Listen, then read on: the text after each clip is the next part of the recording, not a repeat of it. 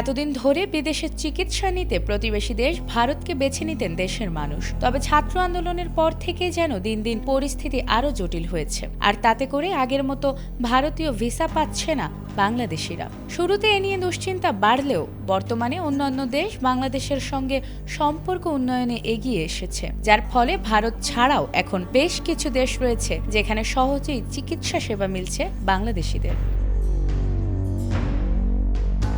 ঢাকা দিল্লির এই শীতল সম্পর্ককে কেন্দ্র করে চিকিৎসা সেবা নিতে যাওয়া বাংলাদেশিরাও ভারতের ওপর আর আস্থা রাখতে পারছে না বলে মনে করছেন অনেকেই। আর তাতে রীতিমতো ধস নেমেছে ভারতের অর্থনীতির একাংশে। ভারতের পর্যটন মন্ত্রণালয়ের তথ্য অনুযায়ী প্রতি বছর বাংলাদেশ থেকে প্রায় 25 লাখ রোগী চিকিৎসার জন্য ভারতে যেত এবং ভারতে আসা বিদেশি নাগরিকদের মধ্যে বাংলাদেশিরাই সর্বাধিক। তবে দেশের জুলাই আন্দোলনে রাজনৈতিক প্রেক্ষাপটের কারণে ইতোমধ্যে ভারতের কিছু হাসপাতাল বাংলাদেশিদের চিকিৎসা না দেওয়ার ঘোষণা দিয়েছিল। এতে নিজেদেরই অর্থনৈতিক মন্দা ডেকে আনে তারা।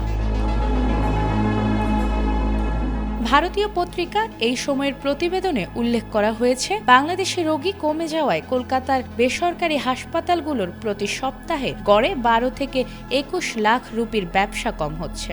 এমনকি প্রায় 70% রোগী কমে যাওয়ায় তারা এখন সংকটে পড়েছে বলেও জানা গেছে। অন্যদিকে থাইল্যান্ডের একটি মেডিকেল ও ট্যুর অপারেটর প্রতিষ্ঠান জানিয়েছে 4 মাস আগের তুলনায় তাদের কাছে এখন 200% বেশি ফোন কল ও মেসেজ আসছে। 80% বেশি রোগী বলছেন তাদের ভারতে যাওয়ার পরিকল্পনা থাকলেও ভিসা জটিলতার কারণে তারা ভারতকে বাদ দিয়ে থাইল্যান্ডকে বেছে নিয়েছেন। দুই দেশের সম্পর্কের এ অস্থিরতা দক্ষিণ এশিয়ার মেডিকেল ট্যুরিজম খাতকে নতুনভাবে গড়ে তুলছে।